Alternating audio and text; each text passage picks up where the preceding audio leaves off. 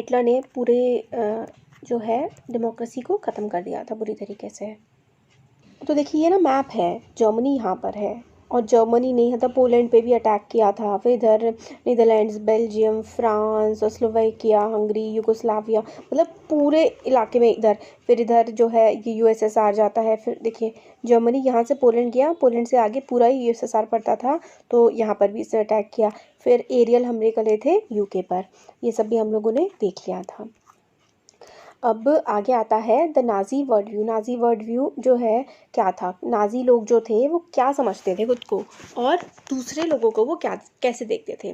तो इसमें है the crimes that Nazis committed were linked to the system of belief and a set of practices. तो जिस तरीके के उन लोगों ने क्राइम करे थे ना, जो उन्होंने अपराध करे थे, तो उनका एक बिलीफ था, सेट ऑफ बिलीफ थे जिसकी वजह से वो ये सब कर रहे थे। और वो बिलीफ्स क्या थे, नाज़ी आइडियोलॉजी जो थी ना वो सिनोनिमस थी विद हिटलर्स वर्ल्ड व्यू। मतलब ये है इस चीज़ का, जो हिटलर सोचता था दुनिया के बारे में, नाज़ी जो जितने भी लोग थे वो हिटलर को ही फॉलो करते थे और उसकी ही बातें मानते थे, उसकी तरह ही सोचते थे।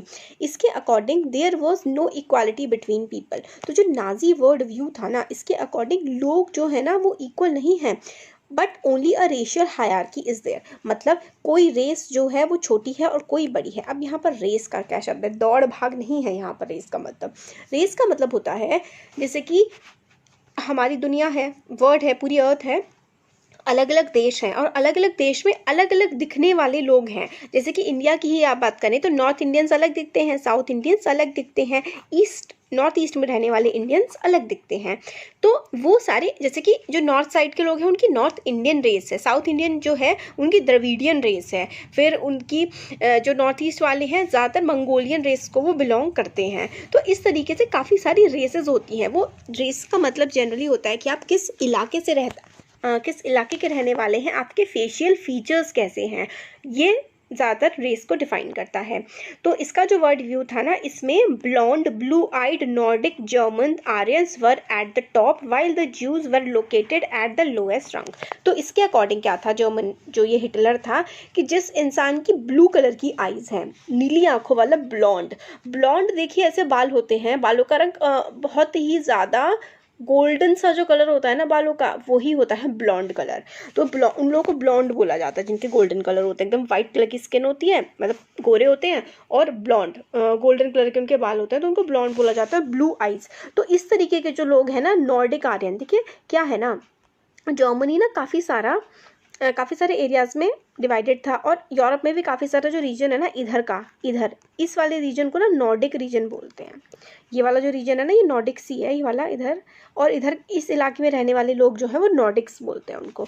तो हिटलर ने कहा कि जो नॉर्डिक जर्मन है ना, जिनकी आंखें ब्लू कलर की हैं और जिनके बाल गोल्डन कलर के हैं, वही जो हैं असली जर्मन है और बाकी सारे जो हैं वो ख़राब लोग हैं। और सबसे टॉप हायरार्की में भी पूरी दुनिया में सबसे जो टॉप की रेस है वो यही वाली है, और सबसे घटिया, सबसे नीची रेस जो है वो ज्यूज़ की है। और उसने कहा कि जो एंटी रेस सेंटिमेंट बढ़ाए, कि भाई एक रेस के लोगों को एक साथ रहना चाहिए, दूसरे लोग जो हमारी रेस से नीचे हैं या हमारी रेस से छोटे हैं ना, वो हमारे लायक नहीं है और हम लोगों को उनके साथ नहीं रहना चाहिए, इनफैक्ट उनको मार देना चाहिए। इस तरीके की आइडियोलॉजी थी हिटलर की। They came to be regarded as the anti race arch enemies of the Aryans. तो वो कहते हैं कि भाई ये जो ज्यूज है ना, ये तो भाई दुश्मन है किसके, आर्यंस के। आर्यन कौन है, जिसकी ब्लू कलर की आइज़ है और जो ब्लॉन्ड है। सारे के सारे जो दूसरे कलर के लोग हैं उनको बीच में कहीं पर रखा गया इस बेसिस पे कि वो कैसे दिखते हैं। तो हिटलर का जो रेसिज्म था ना वो बोरोड था, उसने कैसे थिंकर्स जैसे कि जो चार्ल्स डार्विन था और हर्बर्ट स्पेंसर। तो डार्विन की थ्योरी तो हम लोग साइंस में भी पढ़ते हैं। तो डार्विन ने कहा था, जो कि एक नेचुरल साइंटिस्ट था, उसने ट्राई किया था एक्सप्लेन करने को कि प्लांट और एनिमल्स जो होते हैं ना वो अपनी इवोल्यूशन की हेल्प से बनते हैं, नेचुरल सिलेक्शन, मतलब नेचर में उन्हें जो सही लगा, अच्छा लगा, प्लांट्स उसी तरीके से अपने को ढालते जाते हैं। ऐसे ही हिटलर ने कहा कि जो इंसान है ना, जो हम नॉर्डिक आर्यंस हैं, हम सबसे ऊपर हैं, हम सबसे सुपीरियर हैं, और जो ज्यूज़ हैं सबसे नीचे हैं और ये हमारे दुश्मन हैं। हर्बर्ट स्पेंसर ने ये जो आइडिया था ना उसको बोला survival of the fittest. Herbert Spencer ने आइडिया दिया सर्वाइवल ऑफ द फिटेस्ट का, मतलब जो सबसे ज़्यादा फिट है, जो हेल्दी है, वही जिंदा रह पाएगा और जो अनहेल्दी है वो मर जाएगा। तो इन दोनों के आइडियाज़ को ना मिक्स सा कर दिया किसने, हिटलर ने। इन आइडिया के according only survival of the fittest के अकॉर्डिंग जो स्पीशीज़ अर्थ पर अडेप्ट कर पाएंगे कंडीशंस के हिसाब से। मतलब ये होता है इस चीज़ का कि जैसे कि बहुत ज़्यादा ठंड है तो जिस इंसान में क्षमता होगी वो जिंदा रह जाएगा और वरना मर जाएगा। जैसे आजकल कोरोना का टाइम चला है तो जिसकी इम्यूनिटी स्ट्रांग है वो जिंदा रह पाएगा, बाकी मर जाएंगे। तो ये है सर्वाइवल ऑफ द फिटेस्ट। ये स्पेंसर ने थ्योरी दी थी, इसका यूज़ काफ़ी ज़्यादा किया हिटलर ने कि जैसे क्लाइमेट चेंज होंगी या फिर अलग अलग बीमारियां आती रहेंगी, जो इंसान उससे बच पाएगा वो सर्वाइवल कर पाएगा क्योंकि वो फिट है। तो यही we should bear in mind that the Darwin never advocated human intervention in what he thought was a purely natural selection। तो डार्विन ने कभी नहीं कहा था ऐसे कि भाई इंसान को इंसान से भेदभाव करो, उसने तो प्लांट्स के बारे में कहा था, वो भी नेचुरल सिलेक्शन। इंसान या फिर जानवर जो है वो उस हिसाब से ढल जाता है जैसा उसे बेस्ट लगता है। बट ये हिटलर ने इनका कुछ अलग ही मतलब निकाल लिया। उसके जो आइडियाज़ थे ना, वो रेसिस्ट लोग जो होते हैं, रेसिस्ट ऐसे लोग होते हैं जो मानते हैं कि एक रेस ऊपर है और एक रेस नीचे है। रेस का मतलब तो हमने समझ लिया है ना कि रेस का मतलब होता है एक तरह से दिखने वाले लोग एक रेस के हो गए। हिटलर ने कहा कि भाई हम नॉर्डिक आर्यंस हैं, हम सबसे ज़्यादा खूबसूरत हैं, हमारी नीली आंखें, हम ब्लॉन्ड हैं, तो हम सबसे ऊपर हैं। इस तरीके के आइडियाज़ हिटलर के थे। तो ऐसे आइडियाज़ रखने वाले लोगों को हम रेसिस्ट कहते हैं। तो काफ़ी सारे रेसिस्ट लोग होते हैं, रेसिस्ट थिंकर भी होते हैं, पॉलिटिशियन भी होते हैं। वो अपने रूल को इसीलिए जस्टिफाई कर पाते हैं। जैसे कि अंग्रेज़ हमारे देश में आए थे ना, उन्होंने भी इंडिया पे रूल को ऐसे ही जस्टिफाई किया था कि जो ब्रिटिश को कैशन रेस के हैं वो लोग, तो कैशन माउंटेन वाला इलाका, तो वो लोग कहते थे कि हम लोग गोरी चमड़ी के हैं, हम ज़्यादा सुपीरियर हैं, इंडियन काले होते हैं और इंडियंस इस लायक नहीं हैं कि वो हम पर मतलब इंडिया खुद पर राज कर सके। तो इस तरीके की बातें इन्होंने ब्रिटिशर्स ने भी दी थी। इसी तरीके की थ्योरी कुछ वहाँ पर ये ब्रिटेन में नहीं, इधर जर्मनी में भी हिटलर दे रहा था। तो देखिए मैं आप लोगों को ना इंटरलिंक करने की कोशिश इसलिए कर रही हूँ, मैं एक्सप्लेन करने पे जोर इसलिए दे रही हूँ ना ताकि आप लोग को एक्चुअली समझ आए। स्टोरी तो मैं आपको बता दूंगी बट आप फिर ये नहीं समझ पाएंगे ना कि भाई वो ऐसा कर क्यों रहा था, उसके पीछे थिंकिंग क्या थी, कैसा माहौल चल रहा था, हमारे देश में उस समय पर क्या चल रहा था। इसलिए मैं लिंक करने की कोशिश करती हूँ ताकि आगे के लिए भी, अभी आगे के चैप्टर्स भी हैं और 10th क्लास में भी आप लोगों को काफ़ी ज़्यादा हेल्प मिलेगी और आगे जो लोग परस्यू करना चाहते हैं सोशल साइंसेज उनको भी हेल्प मिलेगी। तो देखिए नाजी आर्ग्यूमेंट सिंपली ये कहता था कि जो सबसे स्ट्रॉन्ग रेस है ना वो सर्वाइव करेगी, बाकी सारे लोग पैरिश हो जाएंगे, ख़त्म हो जाएंगे। आर्यन रेस जो है ना वो सबसे अच्छी है, वो सबसे प्योर है, सबसे स्ट्रॉन्ग है और उसको ही डोमिनेट करना चाहिए पूरी दुनिया को, मतलब पूरी दुनिया पर इन आर्यंस की ही चलनी चाहिए। बाकी एस्पेक्ट जो थे हिटलर की आइडियोलॉजी के वो रिलेट करते थे जियो पॉलिटिकल कॉन्सेप्ट ऑफ लिबरलिज्म, मतलब लिविंग स्पेस, लेबनसेरम। तो ये जो है जर्मन वर्ड है लेबनसेरम, इसका मतलब होता है लिविंग स्पेस। मतलब कि जो है ना जर्मन्स लोग जो हैं उनको रहने के लिए बहुत ही ज़्यादा स्पेस चाहिए और इसके लिए उनको बहुत ही ज़्यादा देशों पे अटैक करके उनको जर्मनी में मिलाना पड़ेगा। This would enhance the area of mother country, यानी कि जर्मनी का एरिया एनहांस हो जाएगा और इसकी वजह से जो सेटलर्स हैं, जो जर्मनी के लोग हैं, जो नॉर्डिक आर्यंस हैं, वो जगह जगह जा कर के रहेंगे और अपने देश को आगे बढ़ाएंगे। इसकी वजह से जर्मन नेशन के रिसोर्स भी बढ़ेंगे और ताकत भी बढ़ेगी। हिटलर की इंटेंशन थी कि जो जर्मन बाउंड्रीज़ है ना वो और ज़्यादा ईस्टवर्ड, मतलब जैसे कि हम लोगों ने अभी मैप में देखा था कि इधर जर्मनी, इधर पोलैंड है और फिर इधर यूएसएसआर है। तो पोलैंड उनकी लेबोरेटरी बनाई इस एक्सपेरिमेंट की और उन्होंने काफ़ी ज़्यादा पोलैंड पर हमले वगैरह किए थे। तो हम लोगों ने ये मैप में देखा था ना, ये देखिए ईस्ट इधर की तरफ है, तो इन इलाकों पे खूब अटैक किए थे जर्मनी ने हिटलर की इसी आइडियोलॉजी की वजह से। तो नाजी वर्ड व्यू हम लोगों ने देख लिया। लेबनसेरिज्म, इनका लिविंग स्पेस इनको नहीं मिलता था, इनको लगता था कि बहुत सारी जगह चाहिए। तो नॉर्डिक आर्यन जो है एक ब्रांच है जिनको आर्यन कहते हैं। आर्यन जो है नॉर्थ यूरोपियन कंट्रीज़ में रहते हैं और जर्मनी भी उसी से रिलेट करके आर्यन बोलता था ये हिटलर खुद को। अब एस्टैब्लिशमेंट ऑफ रेशियल स्टेट, तो रेशियल स्टेट क्या होगी जिसमें रेसेस के हिसाब से बंटवारा होगा कि एक ऊंचे तो एक नीचे, इस तरीके की। तो जब नाजी जो है ना जब पावर में आए थे तो उन्होंने अपना जो ड्रीम था ना प्योर जर्मन्स का, उसको इम्प्लीमेंट करना शुरू कर दिया। तो प्योर जर्मन्स कौन है? जो फिजिकली फिट हैं, जो खूबसूरत है, मेनली जो फिजिकली काफ़ी ज़्यादा फिट हैं, और एलिमिनेट करना शुरू कर दिया, हटाना शुरू कर दिया अनडिज़ायरेबल लोगों को। अनडिज़ायरेबल कौन हुए? जिनको अभी देखेंगे हम लोग जो अपंग लोग हैं या फिर जो ज्यूज़ हैं वो अनडिज़ायरेबल हैं, उनको जर्मनी से हटाना पड़ेगा। तो इन्होंने एक तरीके से मैसाकर का मतलब होता है जनसंहार, लोगों को ऐसे ही मार डालना, इस तरीके की हरकतें भी इन्होंने शुरू कर दी थी। नाज़ी चाहते थे कि सिर्फ और सिर्फ प्योर और हेल्दी नॉर्डिक आर्यंस ही बचें, और वो चाहते थे कि बाकी सारे लोग ही वही डिज़ायरेबल हैं जो प्योर हैं और जो हेल्दी हैं, और उनको ही वो वर्दी हैं प्रॉस्पर करने के और अपने मल्टीप्लाई करने के। तो इसमें यही है, against all other who classed as undesirable. तो बाकी सारे जो नॉर्डिक आयरन्स के अलावा बाकी जितने भी लोग हैं वो अनडिज़ायरेबल हैं, उनकी जर्मनी को कोई भी ज़रूरत नहीं है। इसका मतलब जो बाकी जर्मन्स थे जो इम्प्योर थे, यानी कि जो वो नहीं थे, नॉर्डिक आर्यंस नहीं थे, उनको भी इन्होंने कहा कि ये इम्प्योर है, इनकी भी हमें कोई ज़रूरत नहीं है। और abnormal had no right to exist. Abnormal जैसे कि जिनको कोई बॉडी में प्रॉब्लम होती है, उनको भी कोई राइट नहीं है कि वो ज़िंदा रहें, सिर्फ और सिर्फ हेल्दी लोग ही ज़िंदा रहने चाहिए। Under euthanasia programme, Helmuth's father along with other, Helmuth कौन था, जो बच्चा हम लोगों ने देखा था ना स्टार्टिंग में स्टोरी में कि वो बच्चा मतलब उसके फादर उसके सामने खुद को गोली मार लेते हैं, और तो उसको डर लगता था कि कहीं उसकी मदर, कई सालों तक उसने घर में खाना नहीं खाया था उस बच्चे ने, कि कहीं उसके मदर उसको जहर ना दे दे। तो हेलमंड के फादर भी एक नाजी थे, और ऑफिशियल ने had condemned to death many Germans who were considered mentally or physically unfit. तो जिनको मेंटली दिमागी तौर पर या फिजिकली अनफिट माना गया, उन जर्मन्स को इन लोगों ने मार डाला। यूथनेशिया प्रोग्राम, यूथनेशिया का मतलब होता है इंसान अपने विल से अगर मरता है तो उसको यूथनेशिया कहते हैं। वैसे तो सुसाइड होता है, बट यूथनेशिया कि आपने गवर्नमेंट से परमिशन ले ली है कि धीरे धीरे एकदम मतलब मार दिया जाए, उसको यूथनेशिया बोला जाता है। Jews were not only community classified as undesirable, सिर्फ ज्यूज़ ही अनडिज़ायरेबल नहीं थे। अनडिज़ायरेबल होता है कि भाई हमें इनकी ज़रूरत नहीं है। सिर्फ ज्यूज़ को नहीं, काफ़ी सारे जिप्सी लोग भी जो रहते थे, जिप्सी काफ़ी दूसरे देशों से आए हुए लोग थे, तो और जो ब्लैक लोग थे जो अफ्रीका वगैरह से आए थे, जो नाज़ी जर्मनी में रहते थे, उनको कहते थे ये तो इन्फीरियर है, हाँ इनकी जो बायोलॉजिकल इम्प्योरिटी है और ये सुपीरियर आर्यन रेस से जो है वो दूर रहें, और हमें ये लोग चाहिए नहीं। तो और उन्होंने देवर वाइडली प्रोसिक्यूटेड, उनको मारा गया, प्रोसिक्यूट किया गया। इवन रशियन या फिर जो पोल थे उनको भी सब ह्यूमन समझा गया। सब ह्यूमन मतलब कि कहा कि सिर्फ नॉर्डिक आर्यंस ही ह्यूमन होते हैं, बाकी सारे तो ये ह्यूमन की कैटेगरी में आते ही नहीं है, इंसान है ही नहीं है, और ह्यूमैनिटी को उनकी कोई ज़रूरत नहीं है, इनको मार दो।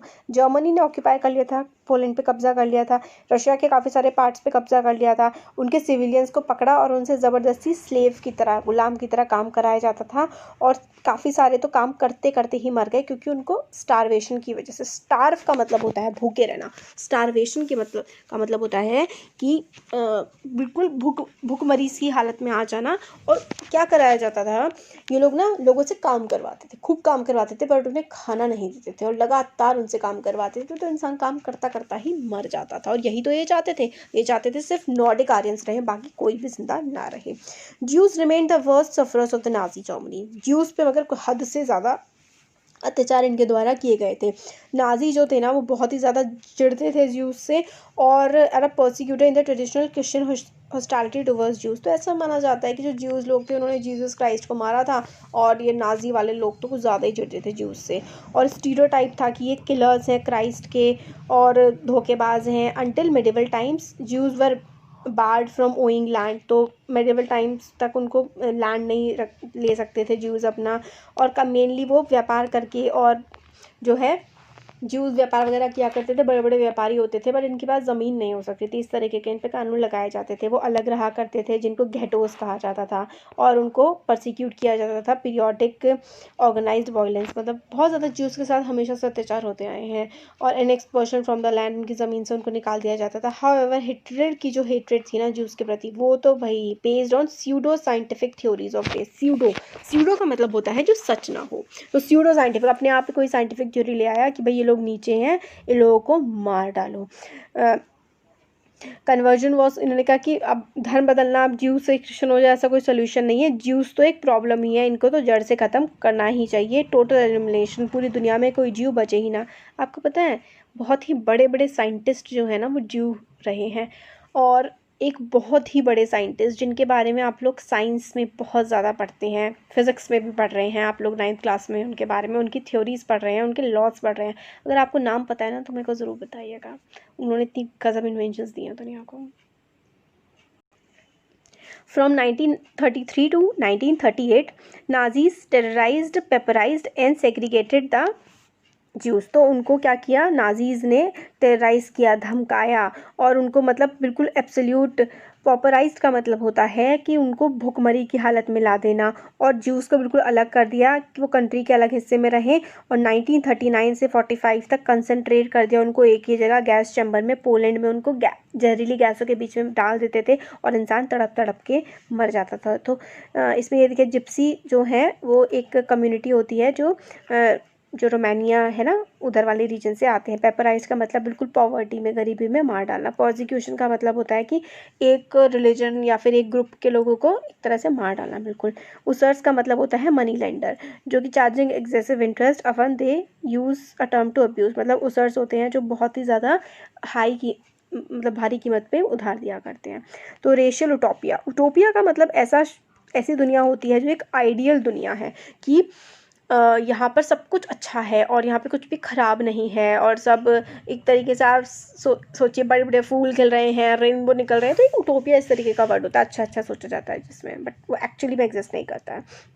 तो रेशियल उटोपिया क्या था, तो देखिए इसमें है ना, under the shadow of war, second world war तो जारी थी, 1939 से स्टार्ट हो गई थी। नाजी ने प्रोसीड किया ये to realise their murderous racial ideal.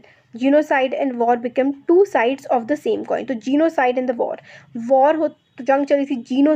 Genocide का मतलब होता है जीन्स के आधार पर लोगों को मार देना। जैसे कि जीन्स के आधार पर बोल रहे थे ना कि हम नॉर्डिक जर्मन्स हैं तो हम ऊपर है, बाकी ज्यूज और ये पॉलिश लोग और ये बाकी सारे जो जर्मनी के जो नॉर्डिक लोग भी नहीं है वो सब हमसे नीचे हैं, और इनको भाई अलग करो हमसे।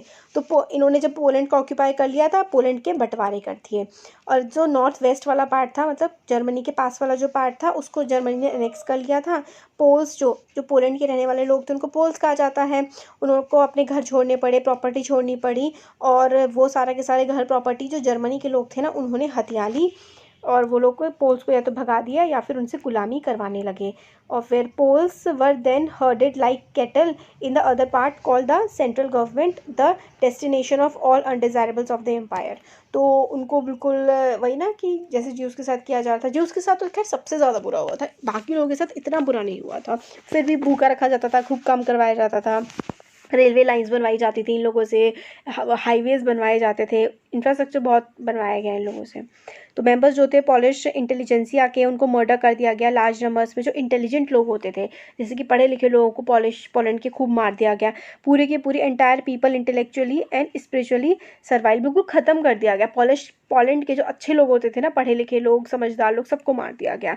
पॉलिश चिल्ड्रन जो है, जो आर्यंस जैसे लगते थे, उनको ज़बरदस्ती उनकी मदर से छीन लिया गया, और उनको रेस एक्सपर्ट एग्जामिन करते थे। मतलब जो पॉलिश बच्चे जर्मन्स की तरह रखते थे ना दिखने में, उनको छीन लिया गया उन्हें माँ बाप से उनके, और उनको कहा गया कि भाई इनको टेस्ट करो, ये जर्मन्स है तो इनको जर्मन्स की तरह पालो, अगर नॉर्डिक जर्मन है तो। और अगर वो रेस टेस्ट पास कर लेते थे तो जर्मन फैमिली उनको पालती थी, अगर नहीं तो they were disposed in orphanages where most perish. तो ज़्यादातर जो है जर्मन फैमिली पालती थी ऐसे बच्चों को जो मान लिए जाते थे कि पोलैंड के नहीं हैं, ये जर्मन से, या तो उनको जर्मन फैमिली पालती थी, नहीं तो वो अनाथालयों में रहते थे, और ऐसे ज़्यादातर बच्चे मर गए। और largest ghettos and gas chambers the general government also served as the killing field for the Jews. तो जो गेटोज होते थे जहाँ पे इन ज्यूज को रखा जाता था, गैस चेम्बर्स थे, यहाँ पे खूब ज्यूज को मारा गया, मतलब बिल्कुल। ये देखिए यहाँ पे ये ट्रेन का डब्बा है, ये भी जूस को एक तरह से चेम्बर की तरह इस्तेमाल किया गया जूस को मारने के लिए। अब स्टेप्स टू द डेथ, तो इसमें बताया गया है पहली स्टेज क्या होती थी, एक्सक्लूजन। 1933 से 39 के टाइम पे you have no right to live among us citizens. तो इनको ज्यूज वगैरह को साथ में रहने का अधिकार नहीं था। ओनली पर्सन ऑफ जर्मन और related but would henceforth be German citizen enjoying protection of German empire. तो 1935 में जो जर्मनी के लोग हैं या फिर जर्मन जैसे हैं, जर्मन की ब्लड लाइन को फॉलो करते हैं, वही जर्मनी में रहेंगे। जो थी ज्यूज और जर्मन्स के बीच में मैरिज नहीं हो सकती, एक्स्ट्रा मैरिटल रिलेशन ज्यूज और जर्मन्स के बीच में वो क्राइम था।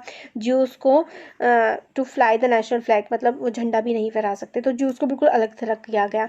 अदर जो थे कि ज्यूज के बिजनेस से कोई कुछ नहीं खरीदेगा, गवर्नमेंट सर्विस से उन्हें निकाल दो, और उनकी प्रॉपर्टी उनसे छीन लो। फिर इसके बाद ज्यूस की प्रॉपर्टी जो है उनको तबाह कर दिया गया, लूट लिया गया। और उनके साइनागॉग का मतलब होता है जैसे कि हिंदुओं में मंदिर होते हैं, मुसलमानों में मस्जिद होती हैं, ऐसी ज्यूस के साइनागॉग होते हैं। तो उन साइनागॉग को तबाह कर दिया गया और मतलब बहुत बुरी हालत कर दी गई लोगों की। तो इसमें ये बताते हैं जला दिया गया, लोगों को अरेस्ट कर दिया गया और remembered as the night of broken glass. तो बहुत ही ज़्यादा सिनेगॉग्स प्लेस होते हैं जहाँ पर ज्यूस करते हैं पूजा पाठ। और पहली स्टेज तो ये थी कि उनकी घर बार से उनको निकाल दिया गया। फिर सेकंड स्टेज थी घेटोइजेशन। तो इसका क्या मतलब है, you have no right to live among us, अब आप हमारे साथ रह भी नहीं सकते हैं। तो ज्यूस को एक स्टार ऑफ डेविड पहनना पड़ता था, अपने गले में लटका के रखना पड़ता था या फिर अपने हाथ पे उसको बांधना पड़ता था, स्टार ऑफ डेविड। ये उनका आइडेंटिटी मार्क था कि भाई ये ज्यूज़ हैं, इन लोगों से दूर रहना है और हमेशा उनको जो है अपने पास वो स्टार ऑफ डेविड रखना होता था। ज्यूज़ के जो हाउस थे ना उनको ले लिया गया जर्मन्स के द्वारा और उनको भेज दिया गया बिल्कुल हंगर स्टारवेशन में सड़ने के लिए। फिर आगे आता है एनिहिलेशन। तो इसका मतलब है कि आपको ज़िंदा रहने का ही अधिकार नहीं है। तो ये होते थे कंसेंट्रेट, ये क्या कहते हैं इसको, वायर्स होते थे, इलेक्ट्रीफाइड वायर्स थे और इनसे इसको मार दिया जाता था। अब गैस चेम्बर के बाहर के कपड़े, तो इतने सारे लोगों के कपड़े हैं जिनको मार दिया गया था गैस चेम्बर्स में फेंक के। तो इसमें ये बताया गया है कंसंट्रेशन कैंप ऐसे होते थे, इसमें ये इलेक्ट्रीफाइड वायर्स होते थे, जो भागने की कोशिश करता था वो इसमें जल के मर जाता था इलेक्ट्रिसिटी की वजह से। और ये इसमें बहुत ही गंदे जानवरों की तरह रहा करते थे। और ये देखिए जूस के जूते हैं, shoes taken away from prisoners before the final solution. Final solution का मतलब है उनको मार दिया गया, उससे पहले इतने सारे जूते, देखिए जूतों की बाढ़ लगी पड़ी है उन जूतों को, मतलब मारने से पहले पूरे नंगा कर देते थे उन लोगों को। तो बहुत बुरा था भाई। अब देखते हैं आगे, youth in Nazi Germany. Nazi Germany के जो यूथ होते थे ना वो कैसे होते थे, मतलब कि जो नाजी जर्मनी है, नाजी यूथ कैसा होना चाहिए, बच्चों के दिमाग में भर दिया जाता था भाई नफरत। तो youth in Nazi Germany, Hitler was fanatically interested in the youth of the country. Hitler को लगता था कि भाई आप जवान जो छोटे बच्चे हैं उनसे ही तो देश का भविष्य बनाओगे, तो उनके दिमाग में ये नाजी पार्टी की आइडियोलॉजी भर दो। He felt that strong Nazi society could be established only by teaching children Nazi ideology. तो बच्चों को नाजी आइडियोलॉजी पढ़ाओ तभी तो वो आगे की नाजी सोसाइटी को बढ़ाएंगे। और इसकी वजह से इसके लिए आपको बच्चों पर भी कंट्रोल होना चाहिए, स्कूल के अंदर भी कंट्रोल होना चाहिए और स्कूल के बाहर भी, उनके घरों में भी बच्चों पर कंट्रोल होना चाहिए। और what happened in the school under Nazism, schools में क्या हुआ जब नाजिज्म चल रहा था, नाजी पार्टी की आइडियोलॉजी जब चल रही थी, तब स्कूल्स में क्या हुआ होगा। सारे के सारे all schools were cleansed and purified. Obviously cleansed and purified का क्या मतलब है, जूस को हटा दिया, सिर्फ नॉर्डिक जर्मन्स में रहेंगे। दिस मेन टीचर्स जो हैं, जो जूस थे या फिर पॉलिटिकली अनरिलायबल थे, उनको डिसमिस कर दिया, जो हिटलर की बात नहीं मानते थे उनको हटा दिया गया। और children were first segregated. Segregate का मतलब होता है अलग अलग ग्रुप्स में बांटना। Germans and Jews could not sit together और प्ले टुगेदर। जर्मन और ज्यूज बच्चे एक साथ खेल नहीं सकते थे, एक साथ पढ़ाई करने के लिए बैठ नहीं सकते थे। जो अनडिजायरेबल चिल्ड्रन थे, ज्यूज हो गए, जो फिजिकली हैंडीकैप्ड थे या फिर जिप्सीज थे, उनको स्कूल से निकाल करके बाहर फेंक दिया गया और उनको गैस चेम्बर्स में ले जाया गया 1940s के टाइम। जो गुड जर्मन थे ना, good German children were subjected to a process of Nazi schooling. तो जो नॉर्डिक आर्यंस थे, गुड जर्मन चिल्ड्रन थे, उनको नाजी स्कूलिंग दी गई। A prolonged period of ideological training, उनको दिमाग में भर दिया गया कि क्या क्या होता है। जो टेक्स्ट बुक थी, स्कूल की किताबें थी, उनको दोबारा से छापा गया। Racial science were introduce to justify Nazi ideas of race. तो रेशियल साइंस की भाई रेस के हिसाब से सब अलग होते हैं। नाजी जर्मन जो है वो बहुत ज़्यादा ऊपर रेस के, आप उनको मानो। Stereotype about Jews were popularised even through maths classes. Maths की क्लास में भी ज्यूज के खिलाफ नफरत फैलाई जाती थी। बच्चों को बताया जाता था कि वो रॉयल रहें, सबमिसिव रहें, ज्यूज से हेट करें। सबमिसिव मतलब हिटलर की बात माने, नाजी पार्टी के नीचे रहें, ज्यूज से नफरत करें और हिटलर की पूजा करें। Even the function of sports was no nurture a spirit of violence and aggression among children, was to nurture। मतलब स्पोर्ट्स में और सब में मतलब बच्चों को ना आतंकवादी टाइप का, जैसे आप समझ लीजिए कि हिंसक होना सिखाया जाता था फंक्शंस के टाइम में भी और स्पोर्ट्स के टाइम में भी। हिटलर बिलीव करता था कि boxing could make children iron hearted, strong and masculine. Boxing ज़रूर होनी चाहिए कि बच्चे उससे आयरन हार्टेड हो जाते हैं और बिल्कुल मर्दाना हो जाते हैं। यूथ ऑर्गेनाइजेशन बनाए गए रिस्पॉन्सिबल, जो कि इनको टीच करता था जर्मनी के बच्चों को the spirit of national socialism, कि भाई आप नेशन के हो, अपने देश के लिए बलिदान दो, इस तरीके की बातें सिखाई जाती थी। 10 साल के बच्चे had to enter Jungvolk, तो जंक वॉक करके इनकी ऑर्गेनाइजेशन थी बच्चों की। दिस इज इम्पॉर्टेंट, आप लोगों से 1 नंबर में क्वेश्चन आ सकता है कि what is a junk walk. तो ये बच्चों की ऑर्गेनाइजेशन थी, 10 साल से ऊपर जितने भी बच्चे हुआ करते थे। और जब आप 14 ईयर्स के हो जाएंगे तो सारे के सारे जो लड़के हैं उनको नाजी यूथ ऑर्गेनाइजेशन, जो कि हिटलर यूथ के नाम से जाने जाते थे, उसको ज्वाइन करना होगा। और उसमें उनको लड़ाई कैसे लड़नी है, जंग कैसे करनी है, और वायलेंस कितनी अच्छी होती है, डेमोक्रेसी कितनी ख़राब होती है, ज्यूज़ कितने ख़राब होते हैं, कम्युनिस्ट, जिप्सी, ये सारे के सारे अनडिज़ायरेबल है, इनको उखाड़ करके फेंको देश से, ये सब सिखाया जाता था। और काफ़ी ज़्यादा आइडियोलॉजिकल फिजिकल ट्रेनिंग दी जाती थी।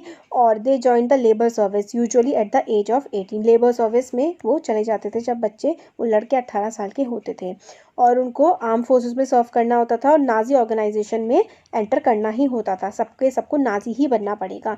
यूथ लीग जो थी नाजीज़ की, वो 1922 में फॉर्म करी गई थी। 4 साल बाद इसको हिटलर यूथ के नाम से रीनेम कर दिया गया, और ताकि यूथ मूवमेंट को यूनिफाई किया जा सके, नाजी कंट्रोल उस पर रख सके, सारी youth organisation were systematically dissolved and finally banned. तो बाकी नाजी यूथ के अलावा बाकी सारी ऑर्गेनाइजेशन को बैन कर दिया गया। जंक वो होते थे Nazi youth groups for children below 14 से नीचे जो है वो जंक वोक हो गए, और 14 से ऊपर तो पूरी मतलब उनको ट्रेनिंग वेनिंग दी ही जाने लगी थी। इसमें वही Jewish children arriving at a death factory, तो जूइश बच्चे मतलब डेथ फैक्ट्री, इनको मारा जाएगा। और फिर ये नाजी बच्चा है, ये झंडा फहरा रहा है स्वास्तिक का साइन लेकर के। डिज़ायरेबल चिल्ड्रन है that Hitler wanted to be multiplied, ये डिज़ायरेबल बच्चे हैं, ये नॉर्डिक बच्चे हैं, इनकी आंखें नीली हैं, इनके बाल भूरे हैं। हिटलर चाहता था कि भाई जो नॉर्डिक आर्यन विमेन है ना, वो खूब सारे बच्चे पैदा करें, उनको अवार्ड्स भी दिए जाते थे जिसके जितने ज़्यादा बच्चे होते थे।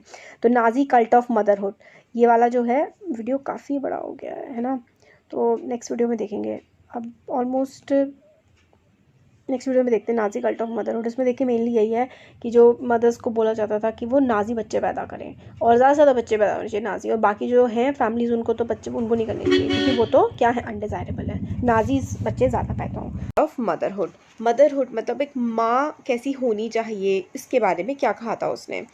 Children in Nazi Germany were reportedly told that women were radically different from men. तो नाजी जर्मनी में बच्चों को बताया जाता था कि जो औरत है ना, वो एक आदमी से बहुत ही ज़्यादा अलग होती है। ये जो इक्वल राइट्स की फाइट है ना, rights for main and women that had become part of democratic struggle everywhere was wrong and it would destroy society. तो हिटलर कहता था कि हर जगह ये जो राइट्स चल रहे हैं ना, ये आंदोलन चल रहे हैं कि आदमी और औरत एक जैसे होते हैं, मतलब दोनों के हक बिल्कुल बराबर होने चाहिए। डेमोक्रेसी में सब जो चल रहा है ये सब बिल्कुल गलत है, ऐसा नहीं होना चाहिए। ऐसा नाजी जर्मनी में बच्चों को सिखाया जाता था।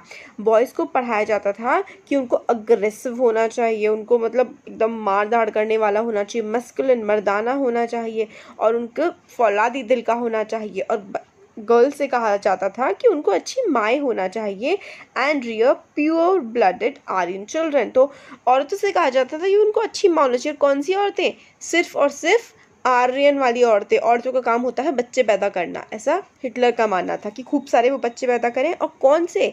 बाकी लोग नहीं, ज्यूज और जिप्सी और वो लोग नहीं, उन लोग तो मर जाना चाहिए। बच्चे पैदा प्योर आर्यन वाले बच्चे पैदा करें लड़कियाँ, औरतें। Girls had to maintain the purity of the race, girls को प्योरिटी बनाए रखनी है। जो नॉर्डिक आर्यन रेस है ना जर्मन लोगों की, उन्हीं को पैदा करना है। डिस्टेंस, खुद को जूस से दूर रखना है, घरों की देखभाल करनी है, और अपने बच्चों को जो नाजी वैल्यूज़ है, जो हिटलर कहता है, वो वाली चीज़ें ही अपने बच्चों को पढ़ानी है। और they had to be the bearers of the Aryan culture and race. तो माएँ कैसी होनी चाहिए? वो बच्चों को आर्यन कल्चर सिखाएं, आर्यन रेस के बारे में बताएं, और बच्चों को इसी तरीके से पाले पोसे। 1933 में हिटलर ने कहा था कि इन माई स्टेट, मेरा जो राज्य है, मेरा जो देश है, इसमें मदर जो है वो बहुत ही ज़्यादा इम्पोर्टेंट सिटीज़न है। बट नाजी जर्मनी में सारी की सारी मदर्स को इक्वली ट्रीट नहीं करना चाहिए। जो विमेन रेडिकली जो रेशली मतलब कौन से वाले बच्चे, जो नॉर्डिक जर्मन बच्चों को पैदा करती हैं वो अच्छी हैं, और जो अनडिज़ायरेबल चिल्ड्रन को पैदा करती हैं उनको पनिश किया जाए। And those who produce radically desirable children were awarded. मतलब ये है इस चीज़ का कि जो औरतें नॉर्डिक आर्यन बच्चों को, मतलब जो जैसे बच्चे हिटलर चाहता है, जिनकी आंखें नीली हैं, जिनके बाल वो वाइटिश गोल्डन है, ब्लॉन्ड हैं, जो ऐसे बच्चे जो औरत पैदा करती है वो औरत बहुत अच्छी है। और जो इम्प्योर रेस के बच्चे पैदा करती है, जो वैसे बच्चे होते हैं जैसे ज्यूस, जिप्सीज और ये सब जो बच्चे होते हैं, इन सबको मार देना चाहिए और ऐसी माओं को भी पनिश करना चाहिए। और जो माँ अच्छे बच्चे पैदा करती है, नॉर्डिक आर्यंस जैसे नाजी आइडियोलॉजी वाले लोग चाहते थे, ऐसी माओं को अवार्ड मिलना चाहिए। They were given favoured treatment in hospital and were also entitled to concession shop and on theatre tickets and railway fares. तो ऐसी माओं को, ऐसी औरतों को जो अच्छे बच्चे पैदा करती हैं, जो हिटलर को पसंद है उस तरीके के बच्चे पैदा करती हैं, ऐसी औरतों को हॉस्पिटल में भी कंसेशंस मिलने चाहिए, उनको सस्ते में अच्छे से उनका ट्रीटमेंट होना चाहिए, दुकानों पर भी उन्हें कंसेशन मिलना चाहिए, थिएटर में भी और रेलवे के फेयर्स में भी, हर चीज़ में ऐसी माओं को कंसेशन मिलना चाहिए, उनको इम्पोर्टेंस मिलनी चाहिए। वुमेन को एनकरेज करने के लिए कि वो ज़्यादा से ज़्यादा बच्चे पैदा करें। कौन सी वुमेन? जो नाजी बच्चे पैदा करने चाहिए, जैसे कि वही ब्लू आइज़ और ब्लॉन्ड वाले जो बच्चे पैदा करें, उनको ऑनर किया जाता था। ऑनर क्रॉसेस वर अवॉर्डेड, उनको अवार्ड्स वगैरह दिए जाते थे। ब्रॉन्ज क्रॉस उनको मिलता था जो 4 बच्चे पैदा करती थी। सिल्वर उनको मिलता था जो 6 बच्चे पैदा करती थी। और गोल्ड क्रॉस मिलता था जो 8 बच्चे या 8 से ज़्यादा बच्चे जो औरत पैदा करती थी उसको गोल्डन क्रॉस मिलता था। तो ना ये हिटलर चाहता था कि जो ये जर्मन रेस के बच्चे हैं ना, वो सबसे ज़्यादा पैदा होने चाहिए, बाकी लोग नहीं पैदा होने चाहिए, बाकी बच्चों को मारो, बाकी औरतों को मारो। सारी की सारी जो आर्यन वुमेन हैं who deviated from the prescribed code of conduct were publicly condemned and severely punished। और जिस तरीके का कोड एंड कंडक्ट हिटलर ने कहा था, वो औरतें जो ना माने उनको बहुत ज़्यादा पनिशमेंट मिले।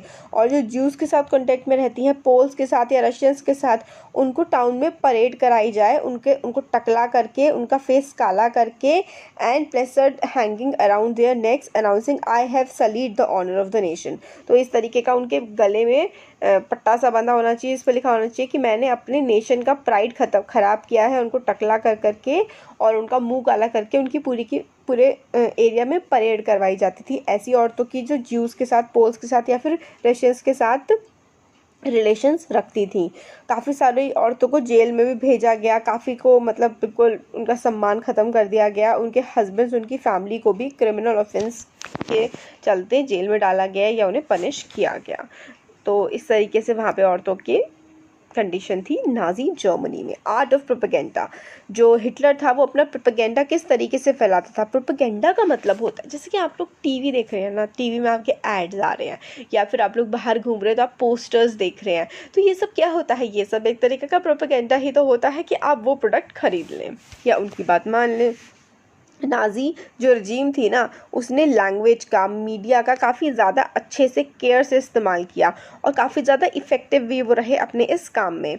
तो टर्म यूज़ किए गए डिस्क्राइब करने के लिए काफ़ी सारी प्रैक्टिसेस को are not only deceptive, they are chilling. तो कुछ चीज़ें कहीं कहीं ये चीज़ें बहुत ज़्यादा ख़राब हैं और कुछ चीज़ों को बहुत ही ज़्यादा बढ़ चढ़ के दिखाया गया। जैसे कि नाजीज़ कभी भी इन तरह का वर्ड्स का इस्तेमाल नहीं करते थे कि किल कर दो, मर्डर कर दो अपने ऑफिशियल कम्युनिकेशन में। मतलब हमने अभी देखा कि उन्होंने बहुत ज़्यादा लोगों को मारा। मैं तो आपको ये बताया जा रही हूँ कि उन्होंने मारा, उन्होंने अत्याचार किए लोगों पे, बहुत ज़्यादा बेइज्जती करी लोगों की, इस तरीके की चीज़ें वो अपनी बातों में कभी इस्तेमाल नहीं करते थे, अपने शब्दों में नहीं इस्तेमाल करते थे, बस वो काम करते थे, वो काम बोलते नहीं थे। मास किलिंग्स करी गई, मतलब बहुत ज़्यादा लोगों को मारा गया। और जो मास किलिंग करी ना, जनसंहार करे, खूब लोगों को मारा, उसके लिए हिटलर ने, नाजी पार्टी ने कौन सा शब्द इस्तेमाल किया? Special treatment, final solution for the juice. Final solution का मतलब कि बस निपटा दो, इन्हें ख़त्म कर दो। ये नहीं बोला गया कि किल देम, बोला गया final solution. Special treatment, special treatment का ये मतलब नहीं था कि इनको भाई क्या था स्पेशल ट्रीटमेंट का मतलब? इनकी नौकरियां छीन लो, इनके कपड़े उतरवा दो, इनको कंसंट्रेशन कैंप में फेंक दो, भूखा नंगा रख के इनसे काम करवाओ, ये स्पेशल ट्रीटमेंट था। इस तरीके के शब्द वो इस्तेमाल करते थे। अब लैंग्वेज पर बड़ा अच्छा कंट्रोल था। Euthanasia for the disabled children, मतलब उनको मार दो, यूथनेशिया करवा दो। Selection and disinfection. तो सिलेक्शन करो, सिलेक्शन किसका, जो अच्छे बच्चे हैं, और सिलेक्शन किसका, ज्यूस का, जो बेकार है उनको निकाल दो। तो evacuation meant deporting people to the gas chamber. Evacuation का मतलब वैसे तो होता है, इवैक्यूएशन जो शब्द है इसका मीनिंग होता है किसी जगह से निकाल लेना, किसी जगह से बचा लेना। और ये नाजी लोग किस कैसे इस्तेमाल करते थे इवैक्यूएशन का, मेंट deporting people to gas chambers. लोगों को गैस चेम्बर में फेंक देने को, उनको मार देने को ये लोग इवैक्यूएशन कहते थे। तो आप लोगों को क्या पता है कि गैस चेम्बर्स मतलब क्या होते थे? दे वर लेबल डिसइंफेक्शन एरियाज। डिसइंफेक्शन, आजकल कोविड-19 का टाइम चल रहा है तो आपको कहते हैं ना कि डिसइंफेक्ट कर लो जो आपको इन्फेक्शन, जैसे कि मान लीजिए अपने हाथों को सैनिटाइजर से साफ करना डिसइंफेक्शन ही तो होता है। तो वो लोग कहते थे गैस चेम्बर्स को डिसइंफेक्शन सेंटर, की ये जो ज्यूज हैं इन्होंने इन्फेक्शन फैला रखा है, इन्होंने समाज में गंदगी फैला रखी है, इनका फाइनल सोल्यूशन कर दो, इनको डिसइंफेक्ट कर दो, इनको मार डालो, ये सब इस्तेमाल नहीं करते थे। डिसइंफेक्शन, फाइनल सोल्यूशन, इस तरीके के शब्दों का इस्तेमाल किया जाता था। तो and looked like bathrooms equipped with fake shower heads. और जहाँ पर गैस चेम्बर्स होते थे ना, वो बाथरूम ऐसे लगते थे उसमें जैसे कि वो शावर हो, जैसे नहाने की जगह हो, बल्कि वहाँ पे गैसेस छोड़ी जाती थी जहरीली मारने के लिए लोगों को। मीडिया का भी काफ़ी केयरफुली इस्तेमाल किया गया अपना सपोर्ट जीतने के लिए, ताकि जो नाजी की आइडियोलॉजी है उसको पॉपुलर करने के लिए नाजी आइडिया को स्प्रेड किया गया। काफ़ी सारे इमेजेस दिखा के, पिक्चर्स दिखा के, फिल्म, रेडियो, पोस्टर, काफ़ी स्लोगन्स और लीफलेट्स की ये ज्यूस बुरे हैं, इस तरीके की मेंटालिटी दिमाग में भरा जाता था। बचपन से बच्चों को पढ़ाया जाता था, उनकी आइडियोलॉजी उनके दिमाग में भर दी गई थी ये बात कि नाजीज बिल्कुल अच्छे हैं, बाकी सब बुरे हैं। पोस्टर्स में, ग्रुप में एनिमी दिखाए जाते थे जर्मनी के। Enemies of Germans were stereotyped, mock, abuse and described as evil. तो जो जर्मनी के दुश्मन हैं उनको ऐसे दिखाया जाता था कि ये तो कीड़े हैं, ये तो मॉन्स्टर हैं, इनको तो हमें मार देना चाहिए। इस तरीके से पोस्टर्स बनाए जाते थे। सोशलिस्ट और लिबरल्स, मैंने सोशलिस्ट लिबरल्स के बारे में ना इससे पहले की वीडियोस में बता रखा है, तो वहाँ से समझ गए होंगे आप लोग।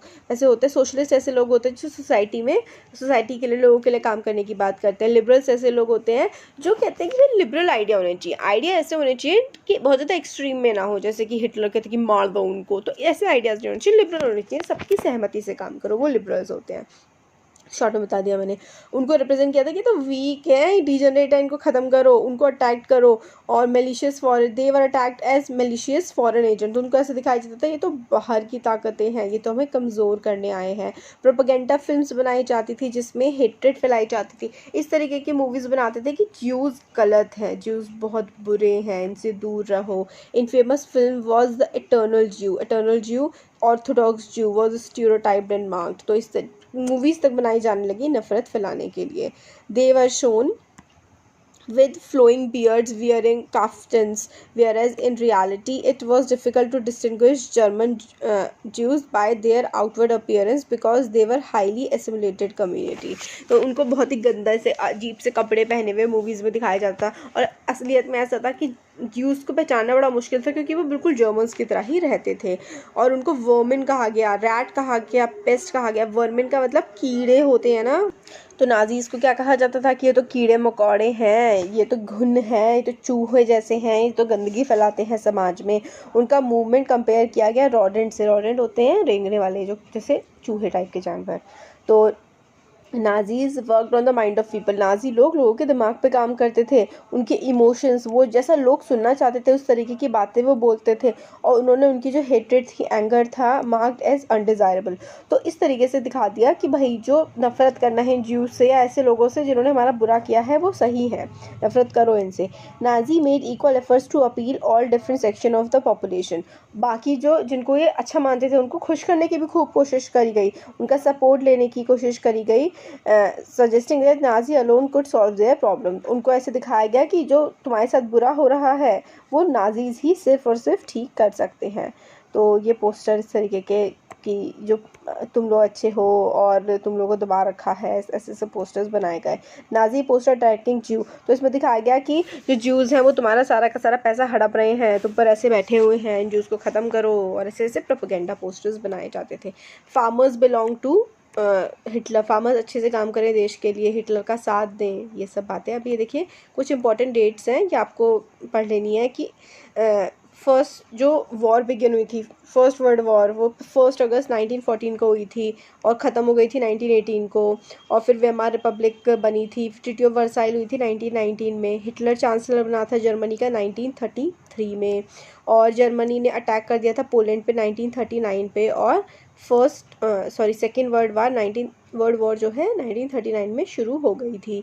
रशिया ने अटैक कर दिया था यूएसएसआर पर 1941 में। फिर 23 जून 1941 को mass murder of the Jews began. तो जब इन्होंने यूएसएसआर पर अटैक किया था उसके अगले दिन से ही जूस का मर्डर करना शुरू हो गया था। अब 41 आते आते फिर दिसंबर में 41 में यूएस ने ज्वाइन कर ली थी सेकेंड वर्ल्ड वॉर। 45 में सोवियत ट्रूप्स लिबरेट ऑस्विज। ऑस्विज क्या होता था? ऑस्विज जहाँ पे जूस को मारा जाता था उसको छुड़वा लिया था सोवियत की जो आर्मी थी उन्होंने आकर के। और मई 8 1945 आते आते यूरोप वाले रीजन में हिटलर जो है वो हार गया था, जर्मनी हार गई थी। अब ordinary people in the crimes again humanity के खिलाफ क्राइम्स तो हम लोगों ने देख लिए ना क्या क्या किया है। तो लोगों ने कैसे रिएक्ट किया नाजिज्म पे। काफ़ी को लगा कि वर्ड जो है नाजी आई के थ्रू सही है और वो they and spoke their mind in Nazi language. और वो नाजी लैंग्वेज में अपने जो दिमाग में चलता था उसके थ्रू वो सब कुछ काम करते थे। वो उनको हेट्रेड था, चिढ़ते थे और गुस्सा था उनके अंदर जब वो देखते थे ज्यूस को या फिर जो ज्यूस जैसे दिखने वाले किसी भी इंसान से वो लोग चिढ़ते थे।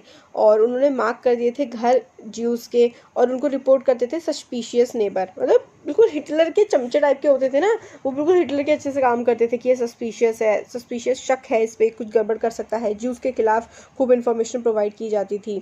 और generally believe Nazism would bring prosperity and prove general wellbeing. और काफ़ी सारे लोगों को लगता था कि नाजिज्म सब कुछ सही कर देगा, हिटलर सब सही कर देगा और देश में प्रॉस्पेरिटी आएगी, देश आगे बढ़ेगा, अमीर बनेगा। बट हर जर्मन जो है वो नाजी नहीं था। काफ़ी सारों ने ऑर्गेनाइज करे एक्टिव रेजिस्टेंस टू नाजिज्म। काफ़ी सारों को लगता था जर्मनी के लोगों को, नॉर्डिक आर्यंस को भी, कि भाई ये हिटलर सही नहीं कर रहा है। Braving police pressure and death. और वो आंदोलन करते थे कि जो पुलिस हम पे रिप्रेस कर रही है, पूरे नाजी जर्मनी जो है वो अपने जर्मनी के लोगों को ही इतना परेशान कर रही है, वो चीज़ गलत है। काफ़ी सारे लोगों ने उनका विद्रोह भी किया। Large majority of Germans however passive on lookers and pathetic witnesses. तो काफ़ी सारे जर्मन्स जो है वो इतना ज़्यादा वीक समझते थे क्योंकि खुद को वीक पढ़ रहे थे हिटलर क्या है, क्योंकि हिटलर बहुत ज़्यादा स्ट्रॉन्ग हो गया था। कोई उसका विद्रोह करता तो क्या होता, उसको कुछ भी नहीं, डायरेक्ट मारा जाता वो तो इसलिए लोग काफ़ी ज़्यादा वीक पड़ गए थे हिटलर के सामने। उनको डर था कि अगर वो प्रोटेस्ट करेंगे या कुछ बोलेंगे हिटलर के खिलाफ तो उनको तो मार दिया जाएगा। इसलिए उन्होंने सोचा कि वो इन सब चीज़ों की तरफ देखें ही ना। Pastor Niemoller, a resistance fighter, observed an absence of protest and uncanny silence among ordinary Germans in the face of brutal and organised crimes committed against people in the Nazi empire. तो वही लोग करने की कोशिश भी करते थे but उनको बिल्कुल पूरी तरीके से दबा दिया जाता था या तो मार दिया जाता था। तो लोग बिल्कुल चुप हो गए थे, नाजीज के खिलाफ कुछ बोलते ही नहीं थे। उसने लिखा first they came for the communist. पहले नाजी कम्युनिस्ट पे अटैक किया। Well it was not communist so I said nothing. तो पहले उन्होंने कम्युनिस्ट पे अटैक किया तो मैं कोई कम्युनिस्ट तो था नहीं तो मैंने कुछ नहीं कहा। फिर वो डेमोक्रेट्स पे गए, मैं डेमोक्रेट भी नहीं था तो मैंने कुछ नहीं कहा। फिर वो ट्रेड यूनियनिस्ट जो ट्रेड यूनियन बनाते थे उनके खिलाफ गए, मैं ट्रेड यूनियनिस्ट नहीं था तो मैंने कुछ नहीं कहा। फिर वो ज्यूज़ के खिलाफ गए, मैं ज्यू भी नहीं था तो मैंने ज़्यादा कुछ नहीं किया। बट जब मेरे लिए आए, मेरे पर अटैक करने आए, there was no one left who could stand up for me. और जब वो उन्होंने मुझ पर अटैक करना शुरू किया, जब वो मेरे पे अत्याचार करने आए तो कोई बचा ही नहीं था जो मेरे साथ खड़ा हो सके। तो इस तरीके की बातें बताते हैं कि क्या हालत थी उस टाइम जर्मनी की। बस चैप्टर ख़त्म हो गया, यही थोड़ा सा बचा है।